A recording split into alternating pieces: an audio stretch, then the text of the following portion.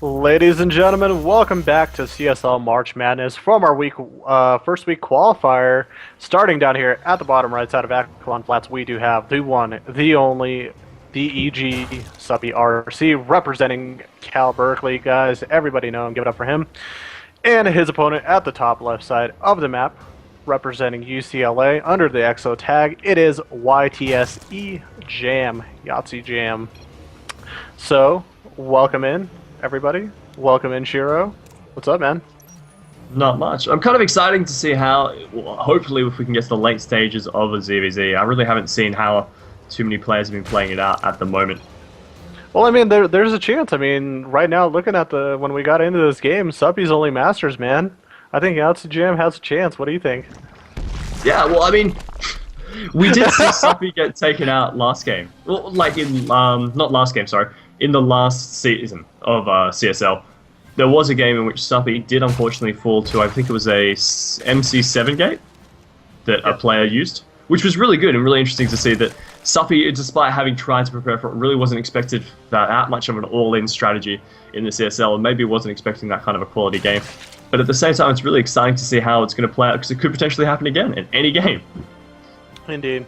Yeah, no, I feel bad because like right now I'm like having like a schizophrenic moment because like now I'm like whenever I introduce like Cal Berkeley, I'm expecting like cheers in the background from the CSL finals. I'm just like, oh, nobody's cheering except us within our call. Aw, feel so sad. Well, it looks like Suppy is opting for pool first, while at the same time what was it? YTSE YTS Jam is going for a hatch first. What did you call it before? YTSE? YTSE? Yeah, I mean we could go Yahtzee. Yahtzee? Oh, I'll go Yahtzee, man. You roll all those dice, man. roll those dice. Get a Yahtzee. Yahtzee Jam. Cool. At the same time, going for a bit of a later sporting pool, but it has gone for gas quite quickly, so probably looking to get those speedlings out and potentially those defensive bailings that are so important in ZVZ. Indeed. Oh, before I forget, remember guys, join our raid call channel, group 111. We're going to have a special giveaway. We just got that notified to us. Once we get 25 people in our lounge, we'll give away, I think it was a bag? I think it was one of the bags. It's messenger like bags. Yeah, one of the messenger bags. I'm not sure if it's a TT thermal take or what it was, but be sure to get on in there, guys. All we need is 25 people to get on in there, and we'll be giving away a prize. Come on, people. We love free stuff, so get on in there, get in on that. It'll be awesome. Now, look at this. Suppy's starting off with just hatchulator. Pull first hatchulator. On the other side, Yahtzee started his a little bit later, I think, right? Or yeah, earlier. Yahtzee started his hatch first, pulled later. But he did manage to go for the sport. He basically went for the metabolic boost straight away with that first 100 gas. Kind of curious as to what we're going to see Suppy go for. Yeah, Suppy went for the same thing. Yeah, nothing too odd. So both players are looking fairly even at the moment. Now, have you ever heard of EXO Gaming before? No. There is a source called EXO in Australia, though. Really? That's funny. That's funny. Well, EXO Gaming is kind of like a semi-professional, just sort of professional team, depending on what you are. It's actually my former team.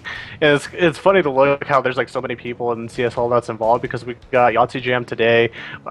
Later in the afternoon, we're going to have Cold Flame, who's either EXO or I just got notified just became former EXO. I'm former EXO as well. And it's cool because the clan itself has gotten like so much bigger. The A team basically almost has now all GMs now. It's really awesome. It's cool. So it's fun seeing all these like former teammates and kind of new guys coming in here. Some of the new blood from the former team. Support, man. Bailing Nest is almost finishing up, kind of, and we've got a Roach Warren in response, as well as a Bailing Nest also for Yahtzee Jam. Yeah, nothing really too crazy. Again, you still have to sort of treat ZVZ the same way. There's not really a lot of options in ZVZ that have changed aside of Lair Tech with quicker Overlords and quicker Burrow. That might be the only thing, but other than that, I mean, until you get into the later stages of the game with Swarm Host, when you get in, with Vipers as well. But again, we don't really see too much of that anyways. So again, ZVZ is kind of a little bit of an interesting mirror matchup where it didn't get affected too much by the whole by the HOTS change. Yeah, at least how I think. I'm kind of really wanting to see him go for Hydralisk against this Roach play, but I don't know if he's going to have enough meat in the form of Zerglings to really support it. We'll have to see.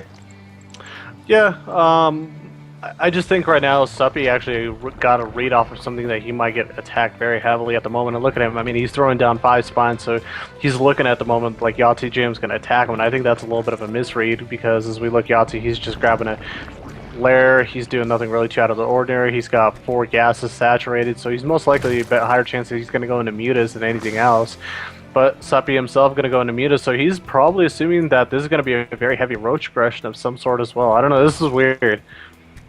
Well, 18 Lings are currently on the way. He could potentially try running all these spine crawlers across the field. He does cancel 3 of them and move out. I was a little bit surprised he didn't cancel more. Maybe after the scout realized it's not as big a threat, currently seeing the army composition doesn't include any roaches despite having that Warren available.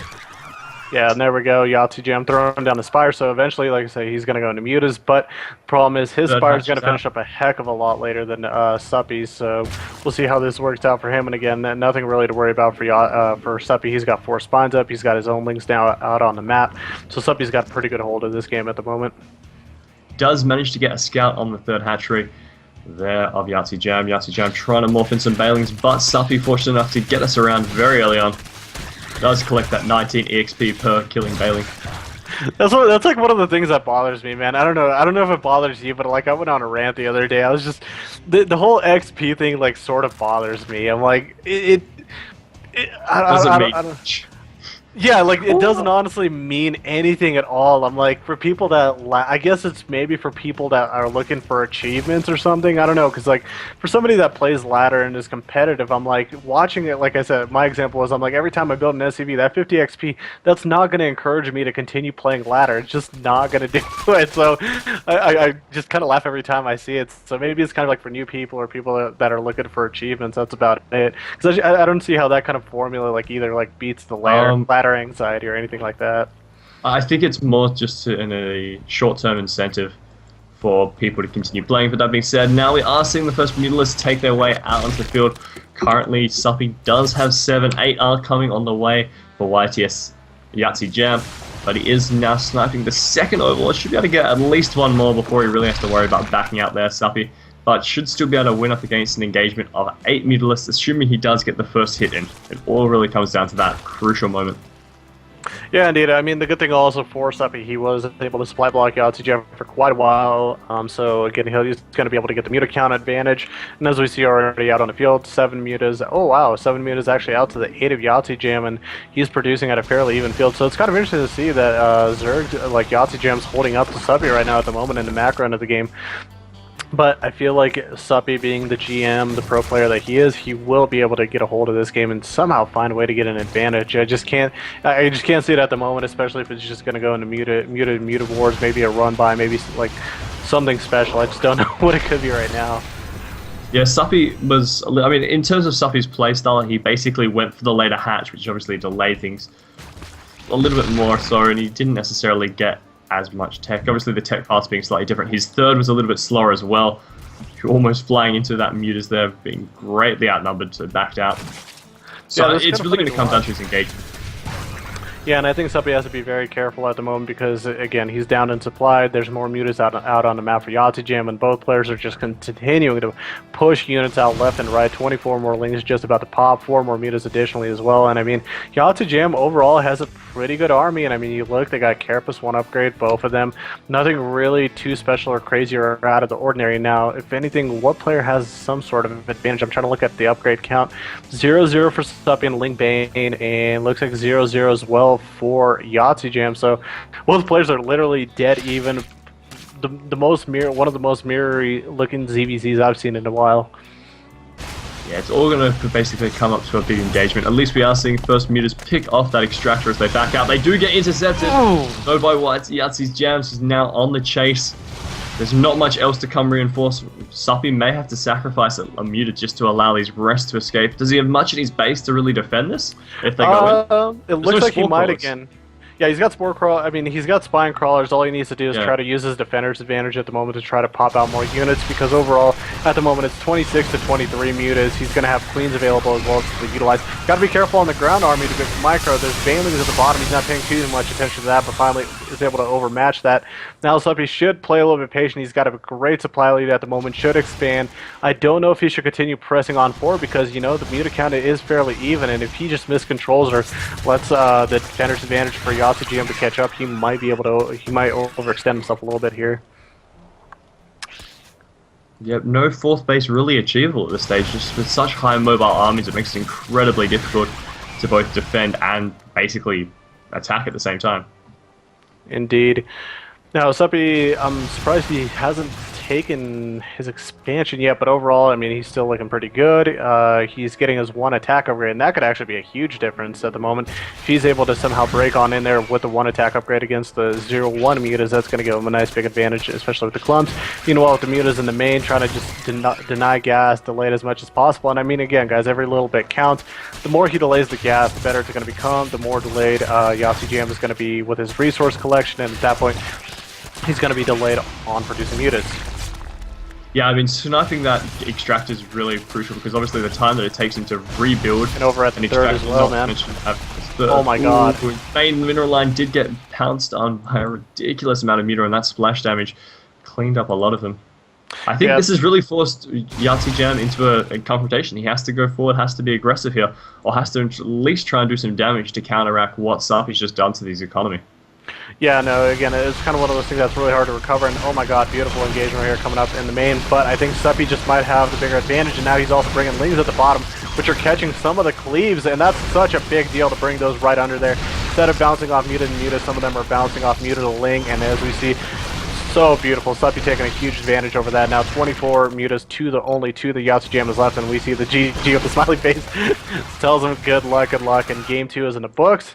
Berkeley taking it back 1 game for the home team, all tied up at 1-1, man. That was a good little ZVZ.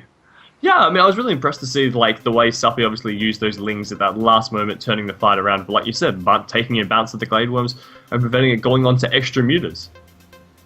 And it's little stuff like that. Like, people don't realize that they think that somebody's just putting Lings like right under it, not doing anything, but they are catching some of the some of the bounce damage. So it's pretty cool. And again, it's funny to look at ZVZ. It was actually, that's almost a style that we normally saw in Wings of Liberty. So nothing really too crazy. Exactly. It is currently 1-1. UC Berkeley going up against UCLA. So currently match pretty even. Yeah, we're going to see how it goes on, guys. We're going to take a quick commercial break. Don't go anywhere. But before we do, remember, join us in Raid Call at Group 1111. That is 4 ones. We're going to be giving out a messenger bag. Once we have 25 people in the lounge just chilling and hanging out with us. And also, don't forget to check out NCIX. But we'll be back with game number 3. Don't go anywhere.